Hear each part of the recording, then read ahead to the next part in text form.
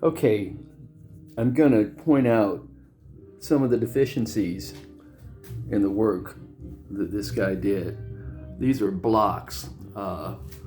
They hold the appliances up here, and as you can see here, that one is attached correctly, and then there's an opening here.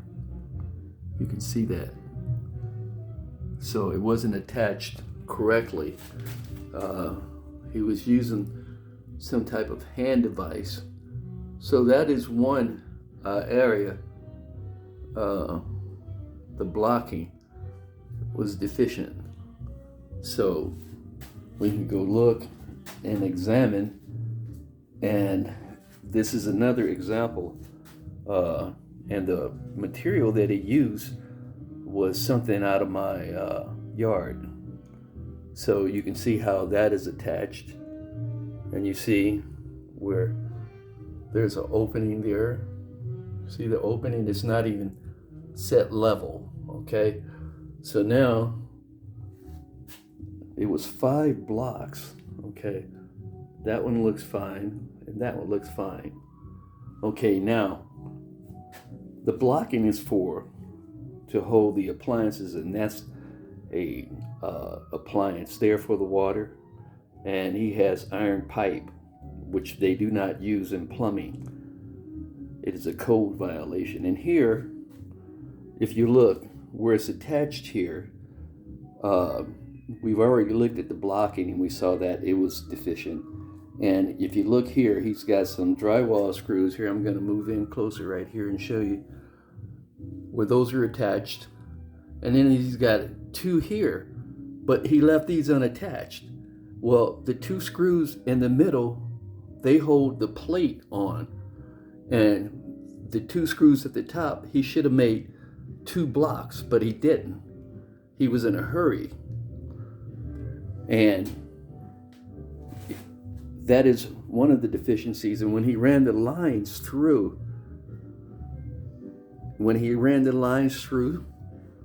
you see some of them were sitting close to the outside of the stud. And his response to that was, oh, you can use stud guards, but if you placed these lines in the center, you wouldn't have had to use stud guards. So now let's go back around to the lines. We looked at the blocks, we looked at the valves. We could see that they were done wrong. Now let's look at the line. Normally, when a line is installed, the hot is red and the blue is cold. Now, it was my understanding that this is what was supposed to take place. But as you can see, I have white line. And his response to that was, I ran out of blue line. But if you look, it looks like he used more white line than anything. And that line that's going up to the shower is the only one that is allowed to be used for a white line, PEX. And he also has an iron. You see where that's attached there? That little iron pipe right there. That's wrong. They do not use iron. Okay, now let's go back over here where we were talking about the line.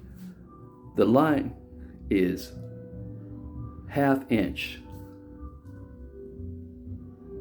The line originally was a copper 3/4 inch.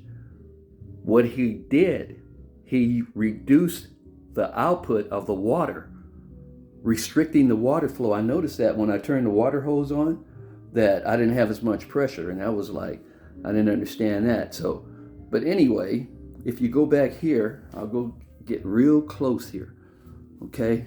I'm gonna get real close. Now I'm gonna go down and I'm gonna show you something. Now you notice that little piece right there. Oh my God, I just hit my knee.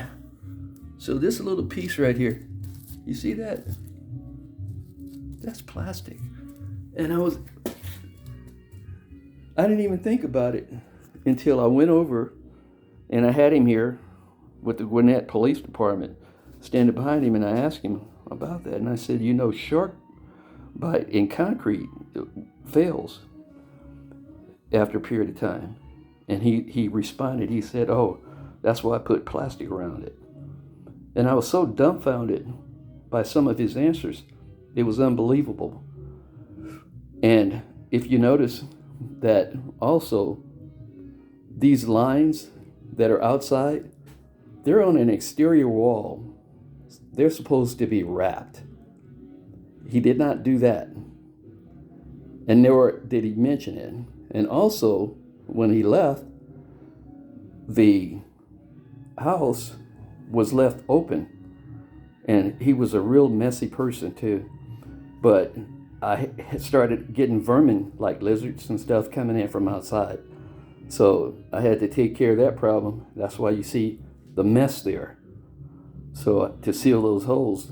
But basically, he just tore the insulation off the wall. And, he just really made a mess. So now all this is going to have to be redone. Every bit of it. So the guy, he goes about claiming to be a plumber. And when the Gwinnett police were here, all of a sudden, the first time I'm ever hearing he's a handyman. He claims to be a handyman. And,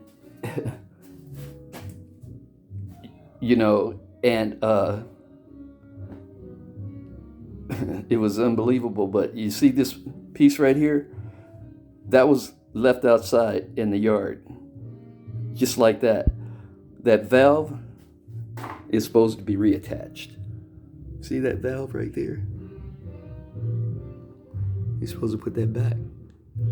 Because that's a backflow restrictor or something like that. And you see a heater there because it's getting cold here. And now I have to put a heater in here to keep the cold air from coming in my bedroom. So I just wanted to make this video so you can see the effects of hiring someone who represents themselves as a plumber in violation of Georgia law, and they can get away with stuff like this. And beside coming in, destroying your home, you can lose thousands of dollars having someone to come in and do these repairs.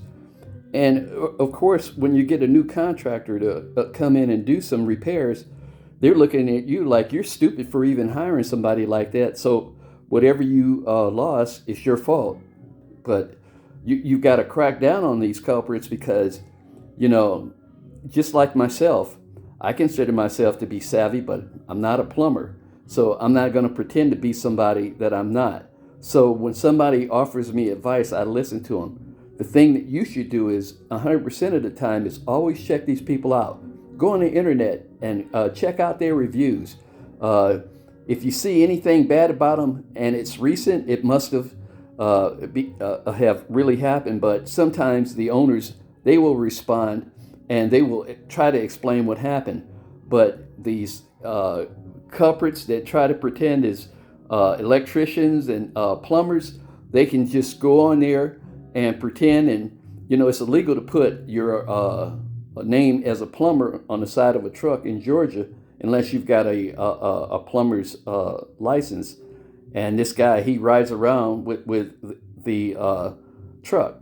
But I'll show that to you in another video. But it's my objective to bring this guy out. So he's did this a few times, and unfortunately he did it just before he got me. Okay, thanks for listening.